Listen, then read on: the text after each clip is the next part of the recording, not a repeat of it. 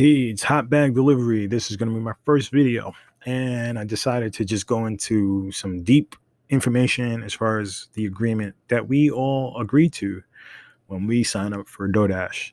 So let's get started. No hesitation here, or beating around the bush. All right. So last updated December 16th, 2020. This agreement is made by in between the undersigned contractor, an independent contractor engaged in the business of performing the services contemplated in the agreement. Contractor may enter this agreement either as an individual or as a corporate entity. All right, so entity is very important. You see that right there? Entity. Um, that highlights everything I think in this document. I'm not sure if this is the update for the document, but there's a lot of mention of entity or business.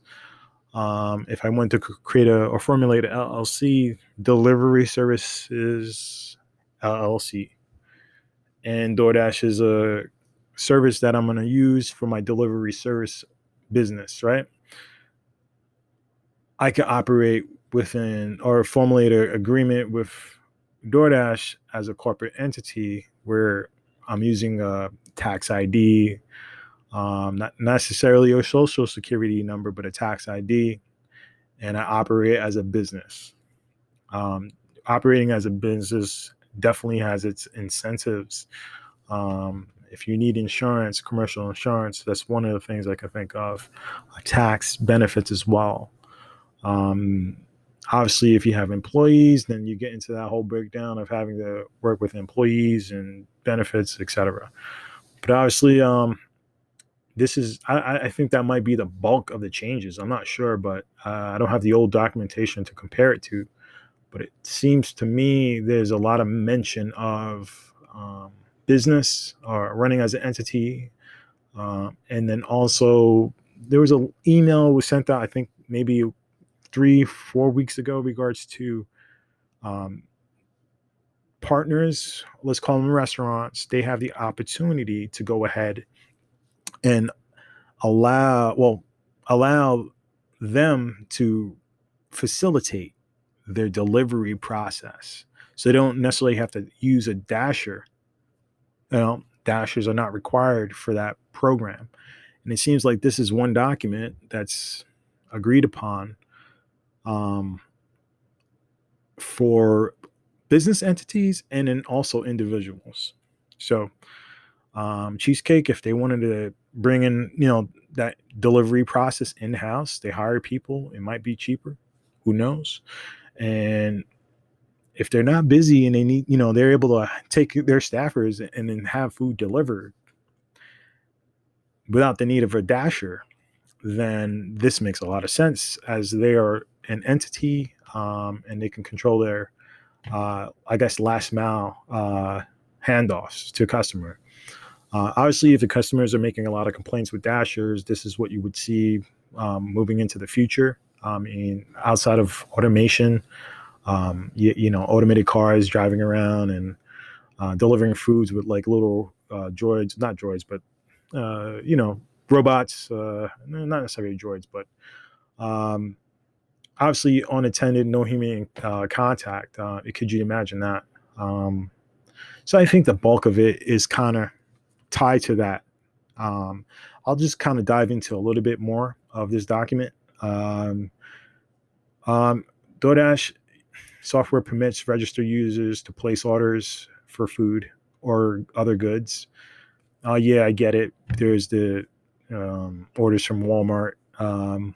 There's orders for GameStop, orders for Michael's, CVS, Rite Aid. And then there's obviously your restaurants like Cheesecake, PF's Chang's, McDonald's, Wendy's, etc. So one thing to mention here is that DoorDash facilitates. They like to say that's a lot. They facilitate. They're not responsible. They're not responsible for any third party. DoorDash is responsible for themselves. Their app go down, that's their responsibility. Their app is up. No one's responsible. Well, not no one, but the person who's responsible is either the customer or the restaurant or the dasher. DoorDash is now removed out of that equation. They still facilitate, but if there's any problems, they'll hear what the problem is, but they're not going to be the one who suffers for that problem. So you already know, if you're a dasher, how that goes. You're the one treated, not necessarily treated a certain way, but you kind of, you're the fall guy, the fall guy, like the game, the Fall Guys. You kind of fall for anything that goes wrong in the process. Because again, that last mile, think about it. You're the last one. You're the person that the customer sees, or if it's unattended, and you're leaving the order at the door, they still might have a ring, or some type of camera system that they can still see you. If they're looking out the window, they can still see you. You're the last one. So just keep that in mind. You're a representation of yourself. You're not a representation of DoorDash. You represent yourself. I think this is somewhere highlighted here. Purpose of the agreement: establishes parties' respective rights and obligations. Oh yeah, this is a good one here. Contractor. Let's read it. Nothing in this agreement requires contractor to perform any particular volume of contractor services during the term of this agreement, and nothing in this agreement shall guarantee a contractor any particular volume of business. So if things are slow, you're not, it's not, DoorDash is not going to give you more business because things are slow. Like, you're not going to get compensated if you don't get enough orders. If people are not ordering food for whatever reason, example would probably be, I don't know, let's say Thanksgiving. I don't know. I didn't dash or drive on Thanksgiving, but I mean, there are probably a lot of orders still out there, but not your typical day, right? If it's slow, it's not their fault. You have to make those decisions yourself as a contractor. Is it a good time for me to go out? I mean, yeah, there's incentives like peak pay, and I mean, the thought about peak pay. Peak pay is indicated to me that one or two things, and I haven't been driving for too long. I think July 2020. Yeah, I'm still new, but I'm looking at this. I'm a sponge, and I'm absorbing everything, right?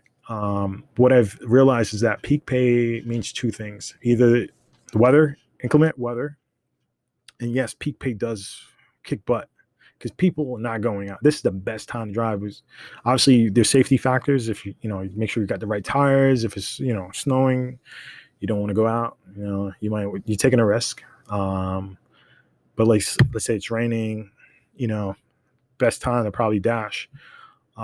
If it the other incentive, or the other time I notice where peak pay comes in, is when it's not so busy. So just take that into consideration. And this is all dependent on your market. No market's the same. But I've realized that where I'm at in New York, it seems like those are two reasons for peak pay. Contractor represents that they operate independently. So that's what I was saying earlier. You operate independently. As an independent contractor / enterprise. That's interesting because, again, there's the mention of enterprise, meaning like a corporation or entity of some sort, LLC, corporation.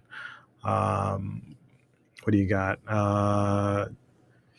There's other formulations of organizations. Can't come to mind right now, but if you were to operate as a business and have employees, one question I have, which is not like in this document, how does the app work? How does the app work? Are you all signing into a corporate account? Like, let's say we want to set up our username and password. Are we all sharing I have employees, all my employees required to use the same account. So there's some gray area there. I'm not sure if this really pertains to dashers. So just keep that in mind. It might be more on the strength of partners, Cheesecake operating as, the restaurant also delivery service. What else we got here? There was some mention of you're not required to obviously accept orders. You operate again in the respect to yourself. However, if you do accept an order, you must fulfill the order.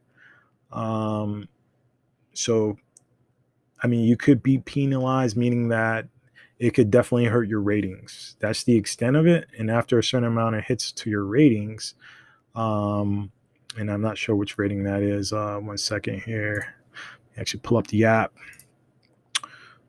Sorry about this.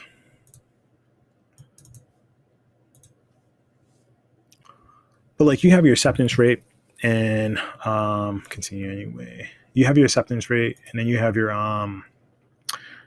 completion rate. There you go. So I don't have to really go into the app, but you have your completion rate, and your completion rate says, well, you accepted, and then you were not able to fulfill. So you obviously, I think it's less than 80%. If you're less than 80%, you're kind of on the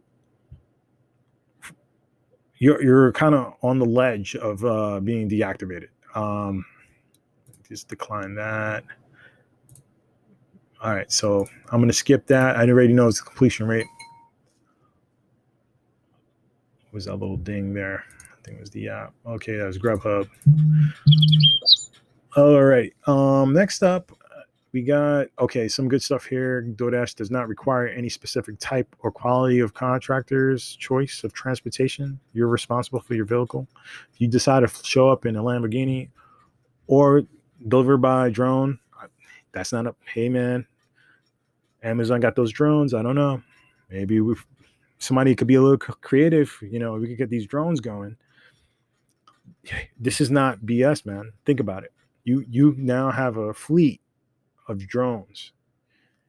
This is future, man.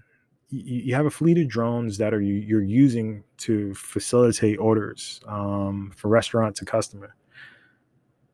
That's the future. I mean, obviously, you know, we're not going to take a car that's like autonomous cars that are going to show up to someone's residence and then have a little droid or robot deliver the food.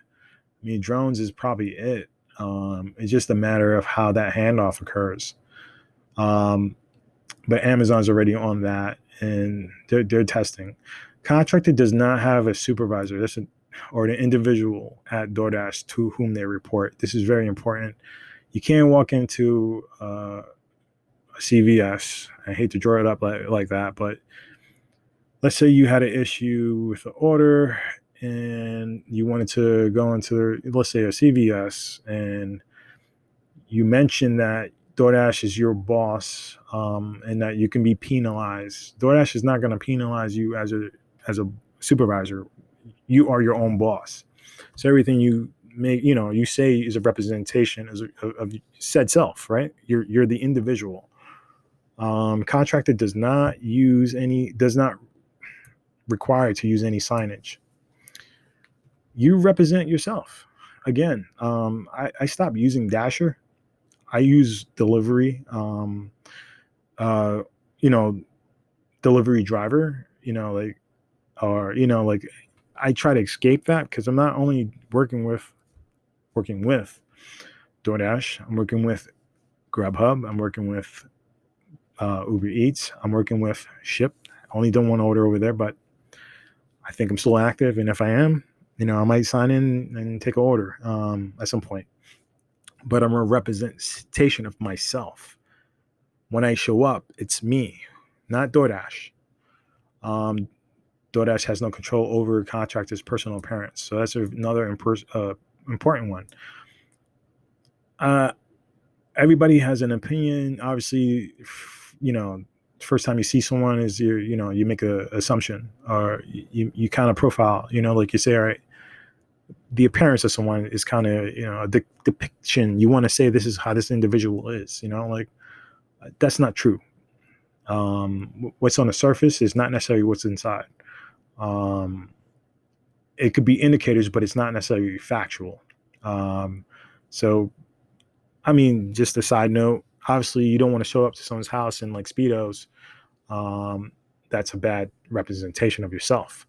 But is Speedos allowed? Are you able to walk around the streets with Speedos on? I believe you are. And if you were allowed to do that, and you can probably deliver food that way, but DoorDash is not responsible. The contractor is. DoorDash does not tell you how to dress. These are one of the things, like you got to know what you're going to do. You're a representation of you. You need to know what you're going to do as far as yourself. You want to go to get a job and work the 9 to 5, 8 to 5.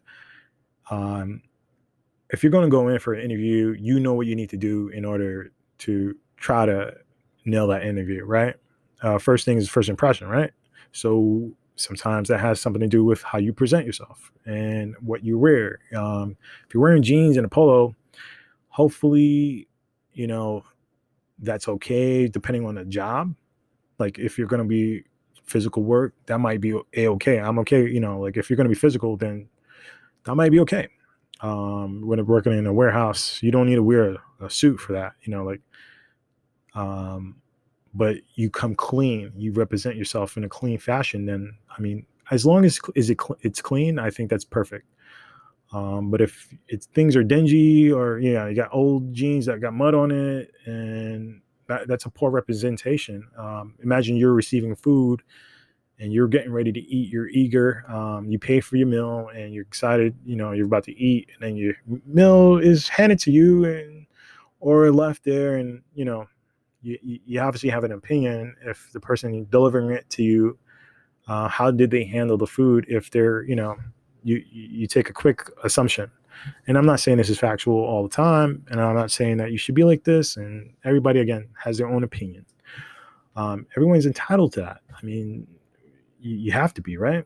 And we don't want to offend anyone too, but it is what it is. Contractor does not receive regular performance evaluations. All right, so I have a little problem with that. They show us metrics. They show us numbers. I got a contract violation right now, right? It's hanging over my head. It's over my head, right? Violation. Now I'm walking on eggshells. So it's not a regular performance evaluation. I think it's an ongoing performance evaluation. And that right there, my friends, is something that needs to be highlighted. Does not receive regular performance. It's an ongoing evaluations. I know my metrics, which is good, right? I know how I'm doing, how I'm performing according to what DoorDash expectations are. But you're saying you're not evaluating me. If I get a violation, you're going to evaluate me, right? It's not regular, but all right, maybe we could leave it. Maybe we could change something here as far as the words, because as long as I'm receiving the metrics, then I have to pay attention to it. To me, that's regular, right? I want to see if somebody 1 stars me, and I want to see if somebody 5 stars me. I can't actually see the individual stars, but I can see the accumulation of stars, right? So if my rating drops, I could kind of pinpoint where that may have gone wrong within the last 10, 15 days of delivering and performing said task. Contractor may use whatever payment method. We don't use debit cards as much, but if you don't, try not to use a credit card, but you have the capability of being reimbursed. Relationships, parties acknowledged and agreed to this agreement. Parties intended in the agreement create relationship, principal and independent contractor. Okay, so there's no employee or employee relationship. Again, we work independently. DoorDash shall report to all payments made to contractor on calendar year basis. All right, so make sure you pay your taxes, people. Make sure you get your numbers right. Unless notified otherwise, DoorDash in writing, herein contractor will receive payment per accurate contractor service completed in the amount consistent with publicly provided pay model. Payment for services. I think that's pretty straightforward. Online credit card software may permit consumers, sorry, to add gratuity to be paid to contractor. Okay, gratuity. I get it. Tips. Um, I think I'm not even halfway here, but I think this is pertaining to what I saw up top about that um, having the capability to run as a entity instead of a individual. Contractor represents that they have lawful acquired all equipment, including vehicles and hot bags. All right, necessary for performing contracted services. All right, thank you, DoorDash, for providing bags. I mean, if you sign up with a third, another delivery service, they don't necessarily give you bags. So, thank you for my first bag.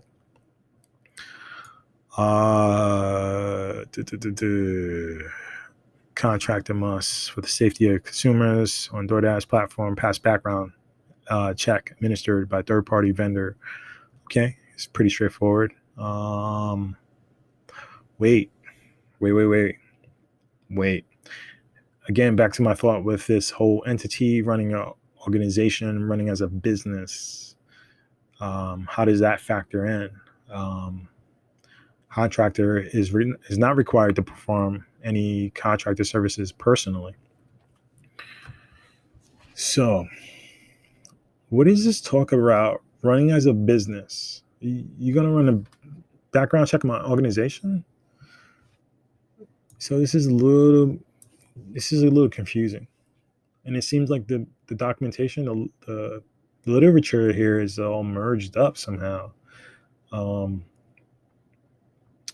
Being able to provide contractor services in geographic relocation, furnishes their own employees. Ooh, okay, this is important.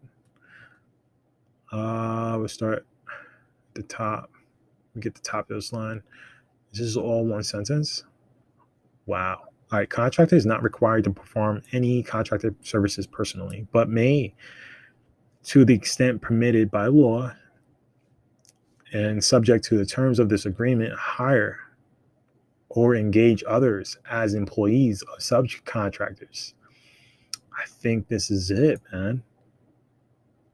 That's it, man. To perform all or some contractor services, provided any such employees or subcontractors meet all requirements. What are the chances that each state set up some type of policy on this? I mean, obviously, organizations would work a little. Let's say there was like some metric requirement, policy legislation created, right? You see where I'm going here? Like that whole thing that it was a prop 22 or something like that. That had something to do with California and how contractors wanted to be employees, right? And they wanted to receive those benefits. And to me, what are the possibilities? Like, so DoorDash is saying you could create an organization. So some people might want to seek benefits within those organizations. So I could remain a 1099 if I want to, but I could then have the opportunity to go work for an organization doing exactly what I do with the benefits. My. This is it. This has to be it. This is the change, right? For everything that's been boiling up and happened in the last month and a half, this has to be exactly what it is. All right. So insurance, kind of straightforward. We know the insurance scenario. I got a question about that though. Like, and I might save that for another time, but I'll just bring it up. Liability, right? Who's liable? You go into someone's driveway. You fall off. You fall down the stairs. I mean, these are one of the things that are kind of up in the air. The customer's liable. They didn't decide to clean up the snow or the ice that's on their staircase. Think about it. Or you're driving in their driveway and something is, you there's an accident. You hit their car, or there's damage to the property, liability. And I guess that's where the insurance comes in. But I make it a point not to even enter the property with my vehicle. And that might seem a little weird to some people, but I don't care how long that driveway is. And I've seen long. I think I've seen the longest driveway. Maybe. I'm not in a rural area, but because I'm just thinking like farms right now. But if you're delivering to a farm, I can see how you would want to drive in. But I delivered to a pretty long driveway, I think over 100 feet, like 200 feet. I took the walk. I had a hot bag, but I took the walk. The people might not understand why I did that, but the customer. But I did that for the point that I'm not going to exercise any belief in my head that it's okay that I could just drive my vehicle into someone's property. And I try to make sure I hit home with that thought. Litigation class action waiver to the extent allowed by applicable law, separate and apart from the mutual arbitration provision found in section 11. Contractor agrees that the proceeding to litigate in court any dispute arising out of relating to this amendment, whether because the contractor opted out of a mutual arbitration provision or any other reason, will be conducted solely on the individual basis, and contractor agrees not to seek to have any controversy, claim, or dispute heard in a class action, representative action or collection action, private attorney general action, or in proceeding in which contractor acts or proposes to act in the representative capacity. All right, I'm just like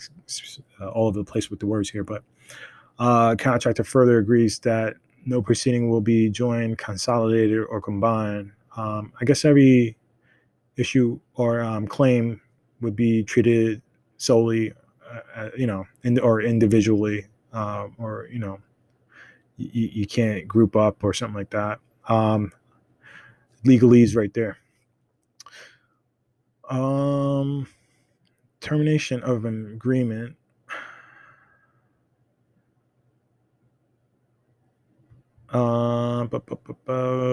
Modification. DoorDash may modify this agreement at any time. I love this one. And I try to use it sometimes if I need to create an agreement, right? As long as you use the services, you're kind of like, you're accepting. I don't even know why I guess we have to accept it to get into DoorDash to fulfill our day. But as long as we are using their service, we agree to the terms. It's one of those things. As long as you use Google, you agree to the terms. Like they're not presenting terms to you every day, right? DoorDash, for whatever reason, wants to present this to us, but they can amend or make adjustments to these agreements, and as long as we're using their services, we agree by the fact that we're using their services. Even if there's a change, we agree on the basis that we're using their services still. It was nice that they introduced this to us today, but I know how that works. Okay, I think I'm going to leave it here. If you like this video, go ahead and give me a thumbs up. I'll try to do a little bit better. Again, this is my first video, and take care. Thumbs up, subscribe. I got more things down the pipeline, some good stuff perhaps. You won't know unless you do what you got to do. And I'm not going to tell you what to do because I just told you. All right. Thank you for watching. Take care. Have a great day.